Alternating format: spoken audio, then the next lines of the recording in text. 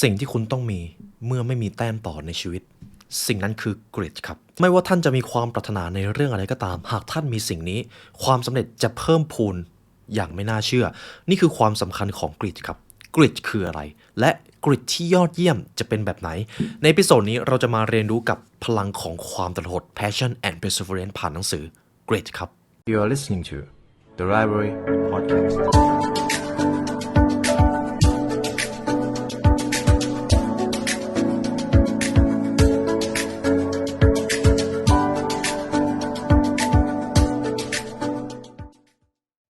ตำราสู่ความสำเร็จและเนื้อหาพิเศษจากเรา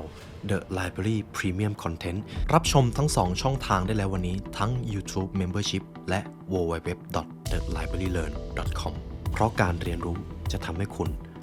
เป็นอิสระในช่วงประมาณปีที่แล้วผมเองก็มีโอกาสได้ทำพอดแคสต์หนังสือกริดนะครับในปีนี้เป็นโอกาสดีที่ผมจะนำบทสรุปแล้วก็ขั้นตอนต่างๆในการสร้างกริดในชีวิตกริดคืออะไรทำไมมันถึงมีความสำคัญมากชื่อเต็มของหนังสือนะครับ Grit The Power of Passion and Perseverance ผมว่าตรงนี้อธิบายขยายความได้ดีคำว่า Grit ครับประกอบด้วย2ส่วนหลักๆคือ 1. Passion ความหลงไหลกับ2คือ Perseveranceความเพียรหรือความทรหดในที่นี้ผมจะแทนที่ด้วยคำว่าความทรหดนะครับถ้าคุณมี2สิ่งนี้ไม่ว่าท่านจะมีความปรารถนาเป็นความสำเร็จอะไรก็ตามมันจะพาท่านไปครับเจ้า2สิ่งนี้แหละครับคำถามก็คือเรามีกริดหรือเปล่าคุณผู้ฟังคิดว่าตัวเองเป็นคนที่มีความทรหดมากขนาดไหนครับก่อนอื่นเดี๋ยวผมจะมีแบบทดสอบให้คุณผู้ฟังทำในช่วงกลางๆคลิปนะครับตอนนี้เราจะมาขยายความกันก่อนหนังสือเล่มนี้เป็นของคุณแองเจล่าลีดักเวิร์ธนะครับเธอก็มีโอกาสได้ขึ้นพูดในเวที TED Talk และเป็นอีกคลิปหนึ่งที่ค่อนข้างโด่งดัง What is grit นี่คือพาร์ทแรกที่เราจะมาไขคำตอบความทรหดเพราะอะไรมันถึงสำคัญหากย้อนกลับไปในตอนเด็กๆครับวิธีวัดความสำเร็จของเด็กคนหนึ่งเราอาจจะถูกบอกว่า IQ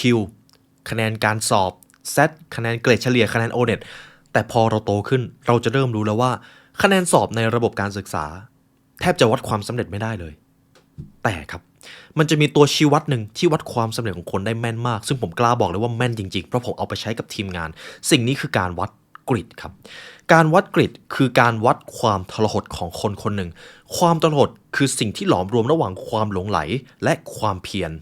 ฉะนั้นจึงไม่ใช่เรื่องเกินจริงว่าทุกความสำเร็จที่ยิ่งใหญ่ไม่สามารถเกิดได้เพียงชั่วข้ามคืนความสำเร็จเป็นเรื่องที่ไม่เซ็กซี่เลยครับใช้ความตลอดสูงมากบางทีเขาต้องฝึกฝนตัวเองกันไม่ใช่ฝึกกันเป็นวันไม่ใช่ฝึกกันเป็นสัปดาห์ไม่ใช่ฝึกกันเป็นเดือนเขาทำกันเป็นปีครับแล้วของแบบนี้แทบจะไม่ได้มีเส้นชัยเลยนี่คือพลังของความทรหดที่เรากำลังพูดถึงกันอยู่เดี๋ยวผมจะเล่าที่มาที่ไปของคุณแองเจล่าลีดักเวิร์ธก่อนว่าเขาไปเอาเจ้ากริดหรือแบบทดสอบกริดมาจากไหนเธอก็ได้ตั้งคำถามครับว่าอะไรเป็นสิ่งที่วัดความสำเร็จของคนได้มากที่สุดในช่วงประมาณศตวรรษที่20เราอาจจะคิดว่าเป็น IQ อย่างที่ผมได้บอกไปในตอนแรกในห้องเรียนเราก็สอบเอาเป็นเอาตายเลยแต่พอโตขึ้นก็เริ่มรู้แล้วว่าไอ้ที่เราสอบไปเนี่ยเอามาใช้กับชีวิตจริงไม่ได้เลยแต่สิ่งที่เจอในชีวิตจริงแทบจะต้องมาเรียนรู้ใหม่หลังจากออกมาจากรั้วโรงเรียนมันจะมีบทเรียนหนึ่งจากโรงเรียนในรอยเวสต์พอยต์ครับคุณแองเจล่าลีดักเวิร์ธได้พยายามไปตั้งคำถามกับครูฝึกว่าครูฝึกคุณพอจะบอกได้หรือเปล่านักเรียนแบบไหนมีโอกาสสูงมากที่สุดที่จะประสบความสำเร็จในการเรียนหลักสูตรของ West Point ซึ่งเป็นโรงเรียนในร้อยนะครับครูฝึกเขาบอกแบบนี้ครับความฉลาดเป็นสิ่งจำเป็นการควบคุมตัวเองเป็นสิ่งจำเป็นความเป็นผู้นำก็เป็นสิ่งจำเป็นร่างกายที่แข็งแรงก็เป็นสิ่งที่จำเป็นแต่คุณเชื่อหรือเปล่าทั้งหมดที่ผมพูดมาไม่ใช่ตัวชี้วัดความสำเร็จได้แม่นยำเลยพอพูดถึงตรงนี้ครับพูดง่ายๆเลยก็คือครูฝึกก็ยังไม่ค่อยชัวร์ว่าอะไรที่จะเป็นตัวชี้วัดความสำเร็จของนักเรียนในรอยเวสต์พอยต์ได้คุณแองเจล่าลีดักเวิร์ธก็เลยเอาเจ้ากริดนี่แหละครับไปให้นักเรียนในรอยเวสต์พอยต์ลองทำแบบทดสอบการทำแบบทดสอบกริดจะเกี่ยวข้องกับเรื่องของเช่นอะไรคือสิ่งที่คุณทำได้เป็นวันเป็นคืนโดยไม่ต้องมีใครมาบังคับและคุณก็ทำได้เป็นปีๆไม่ว่าคุณจะอยากทำหรือไม่ทำแต่คุณก็ตัดสินใจที่จะทำหรือมีอะไรที่คุณสามารถยึดติดอยู่กับมันได้นานมากไหมหรือบางครั้งเวลามีอะไรมาดึงดูดความสนใจคุณก็ละเลยจากสิ่งที่คุณทำออกไปเลยนี่จะเป็นรูปแบบการวัดกริดคร่าวๆครับและคุณผู้ฟังครับแม่นมากจริงๆสำหรับนักเรียนในรอยเวสต์พอยต์หลังจากที่ทำแบบทดสอบกริดคนที่มีแบบทดสอบกริดในคะแนนที่สูงกว่าค่าเฉลี่ยแนวโน้มที่จะจบสำเร็จการศึกษาสูงครับทีนี้ยังไม่ชัวร์ครับคุณแองเจล่าลีดักเวิร์ธ ด้วยความที่โรงเรียนในรอยเวสต์พอยต์จะเป็นโรงเรียนทหารนะครับที่จะอยู่ในขั้นระดับในร้อยทีนี้เราไปดูโรงเรียนรบพิเศษกันโรงเรียนที่นั้นเป็นโรงเรียนของหลักสูตร Green Beret ครับ Green Beret เป็นหลักสูตรรบพิเศษที่ค่อนข้างขึ้นชื่อของสหรัฐอเมริกาครับทีนี้ครับด้วยความที่พอเป็นหลักสูตรรบพิเศษการที่จะวัดว่าใครจะจบหลักสูตรมันจะเริ่มมีความท้าทายคุณแองเจล่าลีดักเวิร์ธก็ไปถามครูฝึกเหมือนเดิมเลยครับอะไรคือสิ่งที่พอจะทำนายได้บ้างว่านักเรียนที่อยู่ในหลักสูตรรบพิเศษจะจบการศึกษาสิ่งที่ครูฝึกเขาบอกออกมาน่าสนใจครับคุณแองเจล่าคุณเชื่อหรือเปล่านักเรียนที่แข็งแกร่งที่สุดต่อให้มาเรียนหลักสูตรนี้ก็ใช่ว่าเขาจะจบนักเรียนที่ฉลาดที่สุดต่อให้เขาจะฉลาดขนาดไหนแต่ถ้าเขาเข้ามาในหลักสูตรนี้แล้วเห็นแก่ตัวโอกาสที่เขาจบก็แทบจะไม่มีหากนักเรียนคนนั้นมีทั้งความฉลาดและความแข็งแกร่งแต่ถ้าเขาไม่มีโชคเขาก็ไม่จบแต่ต่อให้นักเรียนจะมีทั้ง3อย่างนี้แต่ไม่มีความเพียรพยายามเขาก็ไม่จบเพราะเขาจะถูกกดดันอยู่ตลอดทุกวินาทีจนกว่าจะจบหลักสูตรนี่คือหลักสูตรรบพิเศษครับพอพูดถึงความเพียรคุณแองเจล่าก็พร้อมครับเอาแบบทดสอบกริดนี่แหละมาให้นักเรียนหน่วยรบพิเศษ Green Beret ทำเช่นเคยครับผลที่ออกมาสามารถทำนายได้เลยว่านักเรียนที่เรียนหลักสูตรรบพิเศษนั้นจะจบหรือเปล่านี่แหละครับคือที่มาที่ไปของเจ้ากริดนะครับทีนี้คุณผู้ฟังอาจจะอยากทำแบบทดสอบกับตัวเองเดี๋ยวผมจะทิ้งลิงก์ไว้ให้ข้างล่างพอทำแบบทดสอบเสร็จรวมคะแนนแล้วก็หารด้วย10นะครับแล้วคุณจะได้คำตอบเลยทีนี้ผมจะถือว่าคุณผู้ฟังได้ลองทำแบบทดสอบกริดของตัวเองไปแล้วบางท่านอาจจะอยู่ในเกณฑ์ที่ค่าเฉลี่ยของคนทั่วไปหรือบางท่านอาจจะสูงกว่าก็สิ่งเหล่านี้เป็นสิ่งที่เปลี่ยนแปลงกันได้ครับแต่ผมกล้าบอกเลยว่าหากท่านทำแบบทดสอบด้วยความจริงใจต่อตัวเองแล้วคุณได้คะแนนที่สูงเจ้าคะแนนกริดนั่นแหละครับจะเป็นตัวทำนายความสำเร็จของเราได้แม่นมากทีนี้ผมจะมาต่อที่พาร์ทที่2ครับสมมุติว่าเราเห็นคะแนนกริดของตัวเองถ้าเราอยากจะมีความทรหดอยากจะสร้างกริดให้กับตัวเองมีวิธีการอะไรบ้างสิ่งเหล่านี้เป็นสิ่งที่เปลี่ยนแปลงได้ครับเราสามารถเพิ่มกริดให้ตัวเองได้แต่คีย์สำคัญก็คือความท้าทายครับความสบายสร้างกริดไม่ได้เลยมีแค่ความท้าทายเท่านั้นคุณแองเจล่าลีดักเวิร์ธเขาได้แบ่งออกมาเป็น2ส่วนหากคนคนนึงต้องการสร้างกริดมันจะมีตั้งแต่สร้างกริดมาตั้งแต่ภายในไปสู่ภายนอกกับสร้างจากภายนอกเข้าสู่ภายในผมจะเริ่มมาที่จากภายในก่อนเพราะนี่เป็นส่วนที่เราควบคุมได้ 100% และเป็นส่วนที่สำคัญที่สุดครับ growing grit from inside and outside สร้างกริดจากจิตวิญญาณก่อนอื่นอย่างที่ผมได้บอกไปในตอนแรกความตลอดคือการตัดสินใจที่จะลงมือทำบางสิ่งบางอย่างที่ตัวเองหลงไหลทำวันแล้ววันเล่าทำเป็นปีๆฝึกฝนอย่างต่อเนื่องจนท้ายที่สุดผลลัพธ์ทุกทวีที่มันเกิดขึ้นมันก็กลายเป็นความสำเร็จส่วนแรกนะครับกริดจะมีอยู่4องค์ประกอบที่สำคัญ1คือ interest ความสนใจครับเราจะมาเริ่มที่ตรงนี้ก่อนความสนใจคืออะไรความสนใจครับเป็นจุดเริ่มต้นที่จะทำให้คุณเจอสิ่งที่เรียกว่าpassion ครับหากเราทำอะไรก็ตามขยันมากเลยแต่เราไม่ได้สนใจมันจริงๆเราก็เท่ากับว่าเราขยันกับบางสิ่งบางอย่างที่ไม่ใช่ passion โอกาสที่จะสำเร็จมันก็น้อยครับซึ่งนั่นหมายความว่า passion เป็นสิ่งจำเป็น passion เกิดจากสิ่งที่เราสนใจและได้ลองเริ่มต้นทำครับพอเราได้ลองเริ่มต้นทำเราดูแล้วว่าเราสามารถพัฒนาทักษะนี้ได้พอเราทำแล้วเกิดเห็นพัฒนาการเราก็รู้สึกชอบมันมากขึ้นไปอีกจากความสนใจในระดับหนึ่งพอทำแล้วดีขึ้นก็เริ่มสนใจมากขึ้นเรื่อยๆอันนี้คือที่มาของ passion ครับผมจะยกตัวอย่างถึงนักกีฬาระดับโลกนะครับคุณไมเคิลเฟลป์ครับเขาเริ่มว่ายน้ำในช่วงที่ยังเด็กซึ่งผู้เขียนครับเขาบอกไว้ว่าถึงแม้ไมเคิลเฟลป์จะเป็นนักกีฬาว่ายน้ำที่ขึ้นชื่อเท่าที่โลกเคยมีมาแต่วันแรกที่เขาลงว่ายน้ำเขาก็ไม่ได้ตัดสินใจที่จะเป็นนักกีฬาว่ายน้ำโอลิมปิกแต่อย่างใดเจฟเบโซสครับเจฟเบโซสเป็นเด็กที่ชอบซื้อของมาประกอบนู่นประกอบนี่และคุณแม่เขาก็สนับสนุนในวันแรกที่คุณเจฟเบโซสตัดสินใจที่จะเป็นนักประดิษฐ์เขาก็ไม่ต้องการที่จะเปลี่ยนโลกอะไรขนาดนั้นเขาแค่สนใจในสิ่งที่ตัวเองทำแต่พอเขาทำสิ่งที่เขาสนใจเขาเริ่มทำได้ดีเขาก็เริ่มสนใจมากขึ้นไปอีกนี่เป็นจุดเริ่มต้นของทุกแพชชั่นในชีวิตครับพูดง่ายๆเลยก็คือหากคุณผู้ฟังต้องการหาแพชชั่นลองดูว่าอะไรคือสิ่งที่คุณทำได้เป็นวันเป็นคืนโดยไม่ต้องมีใครมาบังคับอยู่ดีๆคุณก็อยากทำบางทีไม่ต้องถึงขั้นเปลี่ยนโลกก็ได้ครับแค่เราสนใจเท่านั้นก็เพียงพอแล้วและอีกส่วนหนึ่งผมจะยกตัวอย่างจากตัวผมเองในตอนแรกเริ่มธุรกิจนะครับตัวผมเป็นคนที่ชอบอ่านหนังสือในวันแรกที่ผมอ่านหนังสือผมก็ไม่ได้ตั้งใจว่าจะทำธุรกิจสื่อการพัฒนาตัวเองให้คุณผู้ฟังไม่ครับผมแค่ชอบอ่านหนังสือเท่านั้นเลยแล้วพออ่านไปเรื่อยๆ เริ่มสนใจมากขึ้นเพราะพอเราอ่านเราสรุปทำใจความได้ดีแล้วก็ลองเอาไปเผยแพร่ให้คนอื่นบ้างพอเราเผยแพร่ให้คนอื่นบวกกับตัวผมเป็นคนที่มีวาทศิลป์ด้านการพูดอะไรที่มันมีสาระอยู่แล้วผมก็ทำได้ดีผมก็เริ่มยิ่งชอบสิ่งที่ผมทำมากขึ้นไปอีกจนมันกลายเป็นแพชชั่นครับคุณผู้ฟังเห็นอะไรไหมครับจุดเริ่มต้นของแพชชั่นมันเล็กมากเลยผมอาจจะบอกว่ามันไม่ใช่เรื่องของโชคชะตามันเป็นเรื่องของความสนใจที่เรามีตั้งแต่ช่วงเวลาไม่ว่าจะเป็นช่วงเวลาใดบางท่านอาจจะเจอแพชชั่นของตัวเองตั้งแต่ยังเด็กฉะนั้นลองคุยกับตัวเองดูครับอะไรคือสิ่งที่คุณสนใจอะไรคือสิ่งที่คุณอยู่ดีๆคุณก็ทำโดยที่ไม่ได้มีอะไรตอบแทนเลยนั่นแหละครับ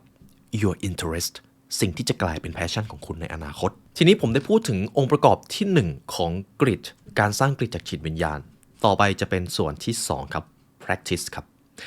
ฝึกฝนเรามีแพชชั่นแต่ถ้าเราไม่ได้ฝึกฝนทักษะที่เราสนใจความเก่งความเชี่ยวชาญก็เป็นเรื่องที่ไม่ต้องพูดถึงคำถามตรงนี้ครับเราต้องฝึกฝนอย่างไรล่ะถึงจะทำให้สิ่งที่เราปรารถนากลายเป็นความสำเร็จหรือกลายเป็นความเชี่ยวชาญที่เราต้องการ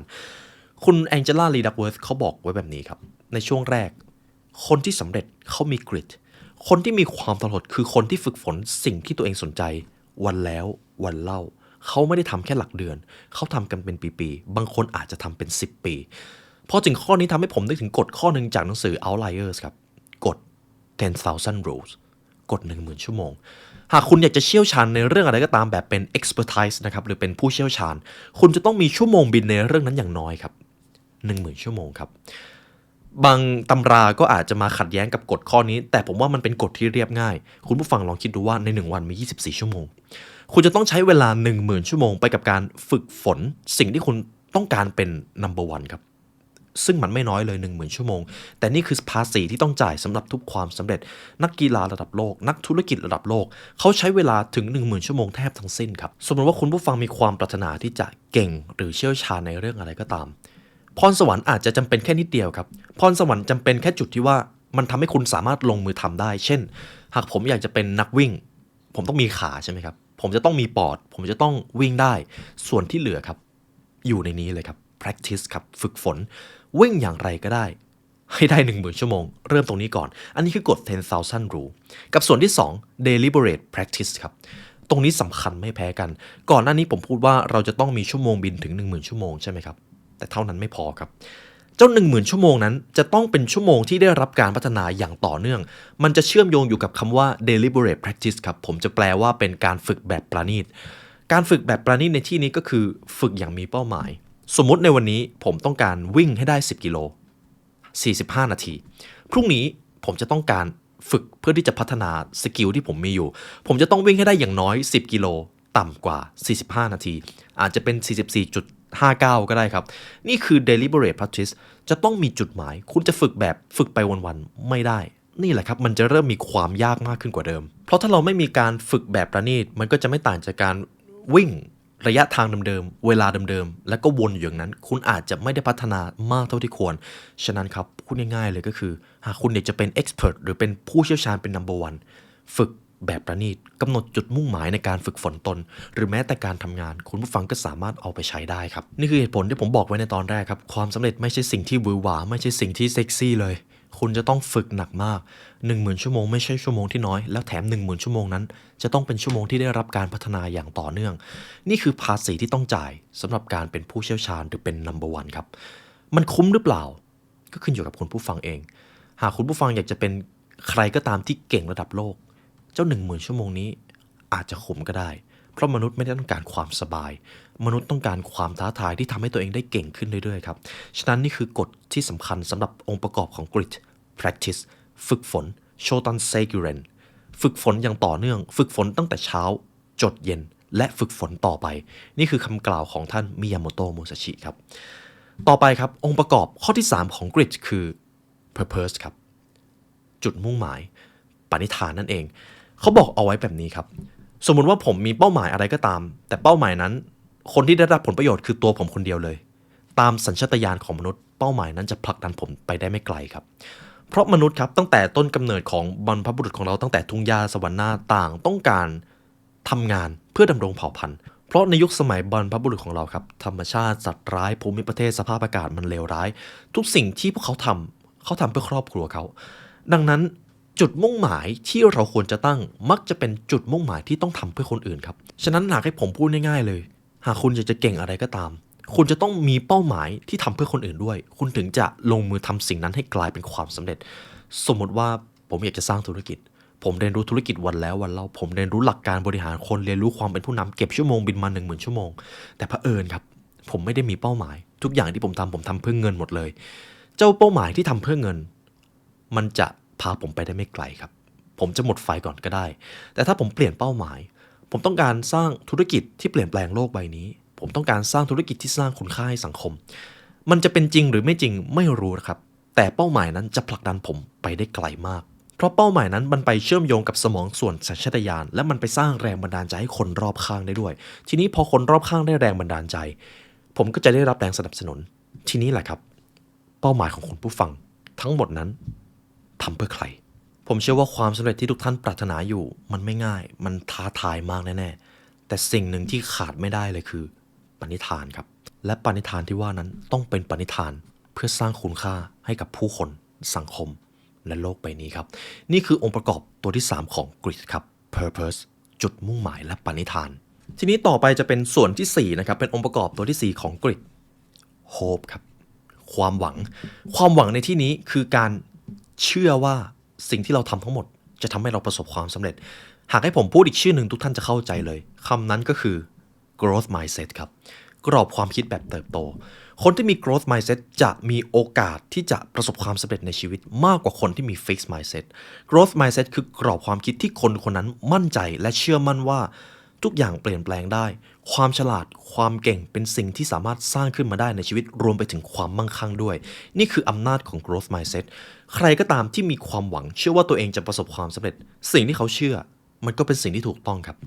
ใครก็ตามที่เชื่อว่าตัวเองจะล้มเหลวทำอะไรก็จะไม่สามารถผลักดันให้ตัวเองเก่งขึ้นได้สิ่งที่เขาเชื่อมันก็ถูกต้องเช่นกันครับนี่คือความหวังฉะนั้นคุณผู้ฟังอาจจะต้องทบทวนตัวเองอีก5ปีหรือทศวรรษต่อจากนี้คนที่ยอดเยี่ยมที่สุดคนคนนั้นเป็นแบบไหนคุณจะมีชีวิตที่ดีขึ้นหรือไม่คุณจะเป็นคนที่เก่งขึ้นตั้งแต่วันนี้ได้หรือเปล่ามันคือ hope ครับความหวังเป็นสิ่งที่จำเป็นมากความหวังกรอบความคิดจับต้องไม่ได้เลยแต่เจ้าสิ่งที่จับต้องไม่ได้เขากำหนดผลลัพธ์โชคชะตาชีวิตของเราอยู่ฉะนั้นครับข้อนี้เรียบง่ายแต่ลึกซึ้งจงมีความหวังว่าคุณจะสำเร็จในชีวิตทั้งหมดที่ผมพูดมาก็เป็น4องค์ประกอบของ Grit นะครับสร้าง Grit มาตั้งแต่ภายในหากคุณผู้ฟังลองสังเกตดูดีๆทั้ง4องค์ประกอบนั้นเริ่มมาจากข้างในหมดเลย 1. interest ความสนใจ 2. การฝึกฝน 3. เป้าหมายปณิธานและ4ก็คือความหวังครับเป็นกรอบความคิดแบบเติบโตนั่นเองทีนี้ผมได้พูดถึงพาร์ทที่2ไปแล้วต่อไปผมจะพูดถึงพาร์ทที่3สร้างกริดจากภายนอกสู่ภายในข้อนี้จะไม่ยาวครับกริดเป็นความตลอดของมนุษย์เป็นสัตว์สังคมนั่นหมายความว่าความสัมพันธ์รอบตัวมีอิทธิพลกับพวกเราครับความสัมพันธ์ทั้งหมดมีอิทธิพลกับเราหมดเลยไม่ว่าจะเป็นความสัมพันธ์ที่ดีหรือแย่ผมจะแบ่งออกมาเป็น2ข้อการที่คนคนนึงจะมีกริดในชีวิตได้สภาพแวดล้อมรอบตัวจะมีอยู่2อย่าง 1. การเลี้ยงดูครับคุณพ่อคุณแม่นั่นเองครอบครัวสถาบันหากคุณต้องการสร้างให้คนคนนึงมีกริดสมมุติว่าคุณผู้ฟังตอนนี้มีลูกคุณแองเจล่าเขาพูดไว้ดีมากครับคุณจะมีอยู่2อย่างที่คุณจะต้องจัดการบริหารให้ดี1คือการสนับสนุนไม่ว่าลูกของคุณหรือคนรอบข้างคุณจะทำอะไรคุณต้องซัพพอร์ตเขาแต่ในขณะเดียวกันถ้าคุณซัพพอร์ตเขาเพียงอย่างเดียวมันจะไม่ต่างจากการสปอยหรือตามใจมันจะต้องมีตัวที่2ตามมาก็คือ2ครับ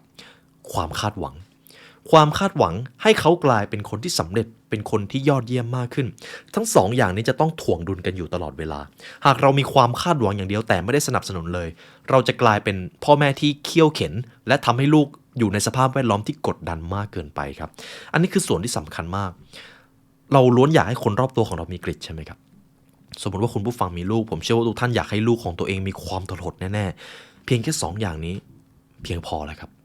สนับสนุนเขาแต่ในขณะเดียวกันก็คาดหวังให้เขาเป็นคนที่สำเร็จเป็นคนที่เก่งหรือเป็นคนดีก็ยังได้นี่คือ2อย่างในการเลี้ยงดูในการสร้างกริดของคนคนหนึ่งกับ2ความสัมพันธ์ครับความสัมพันธ์รอบตัวของท่านนั่นเองหากคนรอบข้างของเราหันไปแล้วแต่ละคนไม่มีใครต้องการผลักดันให้ชีวิตตัวเองประสบความสำเร็จเลยคุณจะกลายเป็นคนกลุ่มนั้นด้วยนี่คืออิทธิพลอำนาจของความสัมพันธ์รอบตัวครับฉะนั้นหากคุณต้องการสร้างกิจในตัวเอง รายล้อมตัวเองไปด้วยคนที่มีความทรหดหรือมีกฤตครับเท่านั้นเลยคนรอบตัวของท่านเขาทำงานหนักกันหรือเปล่าคนรอบตัวของท่านเขาทำงานอย่างมีวิสัยทัศน์หรือไม่สิ่งแรกที่คนรอบตัวของท่านทำหลังจากตื่นนอนเขาทำอะไรกันหากคนรอบตัวของท่านตื่นนอนมาไปออกกำลังกายไปทำสิ่งที่ยากไปเรียนรู้ผมว่านั่นเป็นความสัมพันธ์ที่แพงมากๆตีราคาไม่ได้เลยแต่ถ้าหากความสัมพันธ์รอบตัวของคุณตื่นนอนมาแล้วก็ไถโซเชียลมีเดียใช้ชีวิตไปวันๆตื่นสายด้วยคุณก็จะกลายเป็นคนนั้นทุกความสัมพันธ์ไม่มีใครผิดใครถูกครับแต่ถ้าเป้าหมายของคุณต้องการสำเร็จต้องการผลักดันตัวเองให้เป็นคนที่ยอดเยี่ยมที่สุดผมเชื่อว่าคุณผู้ฟังรู้ว่าต้องเลือกความสัมพันธ์แบบไหนนี่คือ2 องค์ประกอบในการสร้างกฤตจากภายนอกสู่ภายในครับการเลี้ยงดูและความสัมพันธ์รอบตัวทีนี้ผมจะพูดถึงส่วนสุดท้ายเป็นอีกปรัชญาหนึ่งที่ค่อนข้างลึกซึ้งครับในช่วงศตวรรษที่20เรามักจะคาดคะเนกันว่า IQ คะแนนสอบอันดับในห้องเรียนจะเป็นตัวทำนายความสำเร็จหรือแม้แต่พรสวรรค์แต่ความจริงแล้วมันแทบจะตรงกันข้ามเลย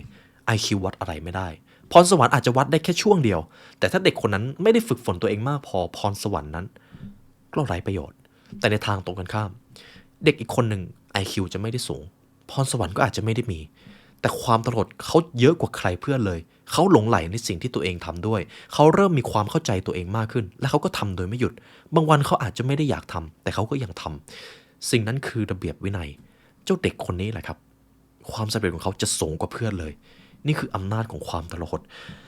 ต่อไปจะเป็นปรัชญาจักริดที่ผมจะให้คุณผู้ฟังลองคิดตามมันจะมีอยู่4ข้อครับที่ค่อนข้างลึกซึ้งข้อที่1 success is connect on your passion and perseverance ความสำเร็จขึ้นตรงอยู่กับความหลงไหลและความเพียรพยายามความพยายามอยู่ที่ไหนความสำเร็จอยู่ที่นั่นประโยคนี้เป็นจริงส่วนหนึ่งแต่ถ้าเราพยายามในสิ่งที่เราไม่รู้ว่าเราทำไปทำไมความสำเร็จก็อาจจะไม่ใช่สิ่งที่จะเกิดขึ้นฉะนั้น passion สำคัญครับถ้ายังไม่รู้ว่า passion ของตัวเองคืออะไรคุณก็ต้องหาด้วยตัวเองถ้าสมมติว่าผมไปถามเพื่อนว่า passion ของผมคืออะไรคุณผู้ฟังคิดว่าผมจะได้คำตอบไหมครับบางทีอาจจะไม่เขาอาจจะตอบได้แค่ว่าผมมักจะทำอะไรตอนที่ผมอยู่คนเดียวบ้างแต่สิ่งนี้หากผมคุยกับตัวเองผมจะรู้ว่าความสนใจที่แท้จริงคืออะไรหาแพชชั่นของตัวเองให้เจอครับหากวันนี้ไม่หาตั้งนานแล้วไม่เจอแพชชั่นของตัวเองจริงๆหาประสบการณ์ครับลงมือทำให้มากขอให้ท่านยิงปืนไปหลายๆนัดมันจะต้องมีสักนัดหนึ่งที่เข้าเป้าและเป้านั้นอาจจะกลายเป็นแพชชั่นของท่านในอนาคตอย่างที่2 deliberate practice ครับการฝึกฝนแบบประณีตจะทำให้คุณไปได้ไกลกว่าการฝึกฝนแบบไร้ซึ่งจุดมุ่งหมายข้อนี้ตรงตัวครับกฎ 10,000 ชั่วโมง 10,000 ชั่วโมงนั้นจะต้องเป็น 10,000 ชั่วโมงที่ได้รับการพัฒนาต่อยอดอย่างเรื่อยๆซึ่งมันต้องมีการวางแผนครับนี่เป็นเหตุผลว่าทำไมคนที่เป็นนักกีฬาระดับโลกจะต้องมีโค้ชจะต้องมีครูเพราะถ้าเราฝึกฝนคนเดียวเราจะมีข้ออ้างหรือระเบียบวินัยที่มันไม่ได้แข็งแกร่งมากพอการฝึกฝนแบบประณีตคุณจะต้องวางแผนแต่ถ้าคุณต้องการที่จะไปได้ไกลกว่านั้นหาครูครับหาคนคอยชี้แนะปรัชญาข้อที่3 Human never want comfy they need enemy มนุษย์ไม่เคยต้องการความสบายมนุษย์ต้องการความท้าทายครับผมกล้าบอกเลยว่าสมมตินะครับคุณผู้ฟังมีความต้องการอะไรก็ตามแล้วคุณดีดนิ้วแล้วคุณได้สิ่งนั้นเลยชีวิตคุณจะน่าเบื่อมากชีวิตคุณจะไร้ความหมายไปในทันทีต่อให้คุณอยากจะได้เงิน10 ล้านแล้วอยู่ดีๆคุณดีดนิ้วปุ๊บคุณถูกลอตเตอรี่เลยเจ้าเงินที่คุณได้มาจะไม่ทำให้คุณมีความสุขแม้แต่นิดเดียวครับมนุษย์ที่แท้จริงไม่ได้ต้องการความสบายเราต้องการความสุขและความสุขมักจะเกิดขึ้นจากการที่เราเอาชนะสิ่งที่ท้าทายได้นี่คือกฎที่เราต้องยอมรับครับนี่คือความจริงย้ำอีกครั้งนะครับความสุขที่ท่านต้องการไม่ได้เชื่อมโยงอยู่กับความสบายเลยมันเชื่อมโยงอยู่กับการที่ท่านเอาชนะอุปสรรคและกลายเป็นคนที่ยอดเยี่ยมมากขึ้นนี่คือปรัชญาข้อที่3ต่อไปจะเป็นปรัชญาข้อสุดท้ายครับ Success is simple but not for simpler ความสำเร็จเป็นสิ่งที่เรียบง่ายแต่ไม่ใช่สำหรับคนมักง่ายครับความสำเร็จมันเรียบง่ายเพราะอะไรหากเราย้อนกลับไปได้ตั้งแต่ต้นคลิปนะครับสิ่งที่ผมพูดมาทั้งหมดคุณจะต้องฝึกฝนตัวเองวันแล้ววันเล่าคุณจะต้องวางแผนการฝึกคุณจะต้องมีปณิธานที่ตั้งเป้าหมายเพื่อทำเพื่อคนอื่นแถมคุณยังจะต้องมีความหวังว่าคุณจะต้องเป็นคนที่เก่งขึ้นมันเรียบง่ายเท่านั้นครับแต่มันอาจจะไม่ง่ายเพราะคุณจะต้องใช้วินัยสูงมากในการที่จะเป็น number one ในเรื่องใดเรื่องหนึ่งแต่มันคุ้มค่าหากเราทำสิ่งใดก็ตามด้วยความมักง่ายไม่มีแผนการต่อให้คุณจะทำเยอะขนาดไหนมันก็ไม่สำคัญเพราะคุณไม่ได้เข้าใกล้ความสำเร็จแม้แต่เพียง กระเบียดนิ้วเดียวฉะนั้นครับความสำเร็จไม่ได้มีเทคนิคอะไรเลยความสำเร็จไม่ได้หวือหวาไม่ใช่สิ่งที่เซ็กซี่แต่อย่างใดมันเรียบง่ายขอแค่มีเจ้ากริดนี่แหละครับจะทำให้ความเรียบง่ายนั้นเข้ามาอยู่ในชีวิตของท่านนี่ก็เป็นบทสรุปจากหนังสือกริดที่ผมนำมาให้คุณผู้ฟังในปีนี้นะครับเป็นอีกบทเรียนหนึ่งที่ไม่ว่าเวลาจะผ่านไปนานขนาดไหนเจ้ากริดจะถูกพูดถึงอยู่เสมอและเช่นเคยครับหากคุณผู้ฟังอยากใช้เวลาเรียนรู้ให้ลึกซึ้งอยากเข้าถึงกริดจริงๆคุณผู้ฟังสามารถซื้อหนังสือเล่มนี้ได้จาก The Library Shop นะครับมีทั้งฉบับภาษาอังกฤษและภาษาไทยหนังสือทุกเล่มในร้านคือหนังสือที่พวกเราคัดเลือกมาให้ครับและมันเหมาะกับการพัฒนาตัวเองสู่ความสำเร็จในชีวิตของทุกท่านเพราะความสำเร็จมันเรียบง่ายครับแต่ไม่ใช่สำหรับคนมักง่ายหรือถ้าหากคุณผู้ฟังอยากเรียนรู้และสนุกไประหว่างการเดินทางครับคุณผู้ฟังสามารถเรียนรู้ได้กับช่อง The Secret Diary นะครับเดี๋ยวผมจะทิ้งลิงก์ไว้ข้างล่างเพราะการเดินทางสำคัญกว่าปลายทางการพัฒนาตัวเองหากคุณทำแล้วมันสนุกเท่านั้นก็เพียงพอแล้วคุณมีความสุขเลยนี่ก็เป็นบทเรียนที่ผมนำให้คุณผู้ฟังครับและเช่นเคยครับหากคุณผู้ฟังฟังมาถึงตรงนี้ก็ขอบคุณและเป็นเกียรติมากครับที่ได้มาเรียนรู้ด้วยกันในวันนี้ได้เวลาอันสมควรแล้วครับทีมงาน The Library และผมขอลาไปก่อนขอให้วันนี้เป็นวันที่ยอดเยี่ยมของทุกท่านครับสวัสดีครับ